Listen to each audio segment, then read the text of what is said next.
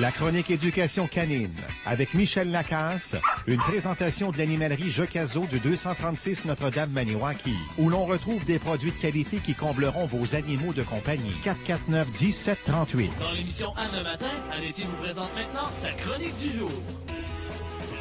Ah ben c'est la chronique avec Michel Lacasse, intervenant en éducation canine. Bonjour Michel. Mais bonjour ma chère Anne, comment vas-tu? Ça va très bien, c'est blanc, blanc, oui, blanc. Ouais. Ça a l'air de Noël pour une fois. Oui, c'est beau aussi pour promener le pitou. Absolument, et c'est ce qu'on ira faire après la chronique. Oui, cher. Hey, aujourd'hui, on a plein de conseils, en tout cas, pour éviter de se ramasser chez le vétérinaire avec son chien entre Noël et jour de l'an. Je pense que c'est la dernière chose que l'on souhaite. Et heureusement, il est possible de passer un temps des fêtes sécuritaire avec les chiens, même si on a beaucoup de parties. Premier conseil, on fait toujours attention, Anne, lorsque la visite arrive pour ne pas que notre ami, le chien, décide de se sauver. Il y en a qui en font presque une spécialité. Et si le rappel n'est pas excellent, on fait deux choses. Okay. Avant d'ouvrir la porte, on prend le temps de mettre le chien dans une autre pièce, ou encore, on le met en longe et on va ouvrir la porte. De cette façon-là, si jamais l'animal s'échappe, bien, on va pouvoir plus facilement le rattraper. On aura 20 ou 40 pieds de longe, mais il y a encore mieux de prendre le temps de le mettre en retrait. Et ensuite, en 2013, on s'attaque vraiment là au rappel. On lui montre le rappel tout simplement, qui est vraiment le commandement le plus important. Aussi, autre chose, si vous recevez la parenté, s'il y a de nombreuses personnes à la maison et que le chien a peur des gens, qu'il n'a pas un bon contact humain comme on dit, et ce qu'on voit souvent quand même, je suggère de l'installer de façon confortable dans une petite pièce avec tout plein de jouets. Et lorsque je parle de jouets, évidemment, je parle de jouets que le chien aime vraiment.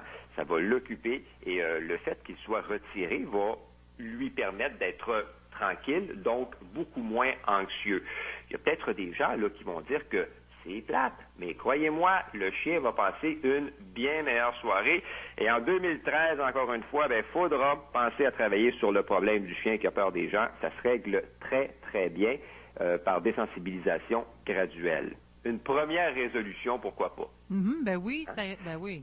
À un moment donné, il faut régler ça, ce problème-là. Il y a aussi un des invités qui va peut-être apporter son animal à un moment donné. Ça, c'est bien fun. Oui. Hein? Ça, c'est cool, on aime ça. Sauf que... mais tant et aussi longtemps que les deux chiens se comportent bien ensemble, qu'il n'y ait pas d'agressivité. La chose importante, c'est de toujours avoir un œil sur ce qui se passe et de s'assurer aussi qu'il n'y a pas de chien qui fait de la possession de jouets ou de nourriture.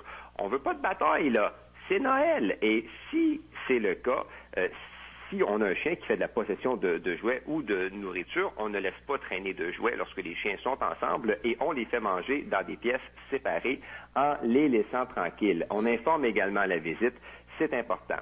Maintenant, pour les invités qui ont de jeunes enfants, on les surveille toujours en compagnie du chien et on ne prend pas de chance. Si Pitou n'a pas été socialisé aux enfants, qu'il en a vu, je ne sais pas moi, que 4 dans sa vie, qu'il n'aime pas se faire manipuler, qu'il est réactif au bruit, bien, on lui trouve un petit coin dans la maison, encore une fois, où il va pouvoir être bien.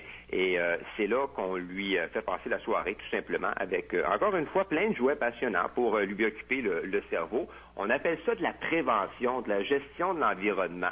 Et il faut toujours se rappeler qu'il n'y a rien qui, génétiquement ou biologiquement, là, prédispose un chien à aimer les enfants. Alors, on fait attention et bien sûr, si on a un animal qui tripe sur eux, qui a été élevé en leur compagnie, qui en a vu des dizaines, bien là, il n'y a pas de problème, évidemment, là, mais on supervise toujours quand même ce qui se passe. Mais moi, je me dis tout le temps de ne pas avoir confiance aux chiens. En tout cas. Oui, il faut faire attention. Chien et enfant, la supervision, je te dirais, constante jusqu'à l'âge de 12-13 ans. Oui. Et surtout à Noël. Tu sais, il y a des gens, les enfants ont de nouveaux jouets, des camions Tonka, par exemple, pour les plus jeunes qui font du bruit. C'est certain que si on a un chien qui est réactif et que, il y a un petit bonhomme qui passe avec son tout nouveau Tonka, le chien risque de ne pas aimer ça. Donc, on s'organise vraiment pour éviter là, tout incident. 2 yeux.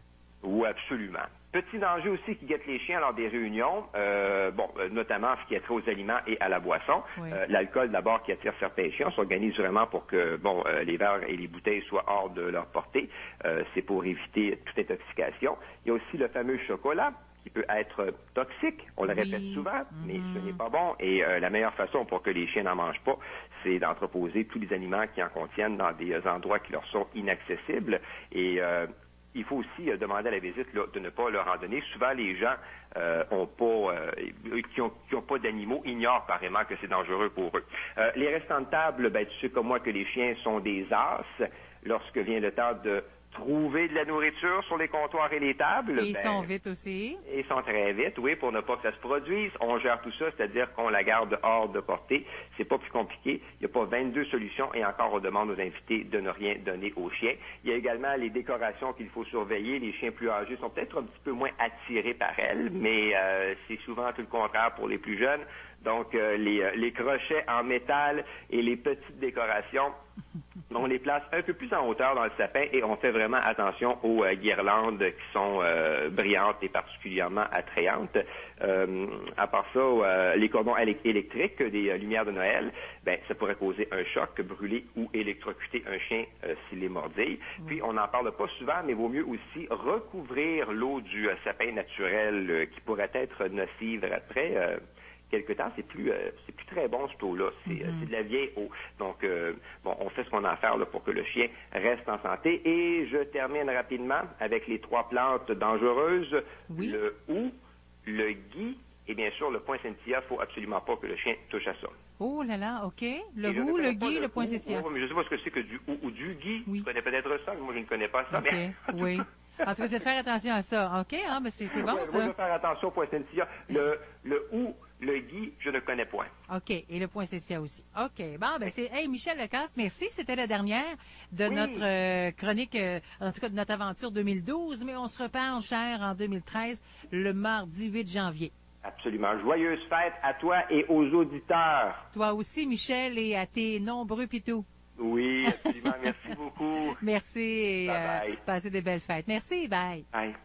La chronique éducation canine avec Michel Lacasse vous a été présentée par l'animalerie Jocazo 236 Notre-Dame-Maniwaki, où l'on retrouve des produits de qualité qui combleront vos animaux de compagnie. 449-1738. À CAGA FM, vous écoutez à l'étier jusqu'à midi.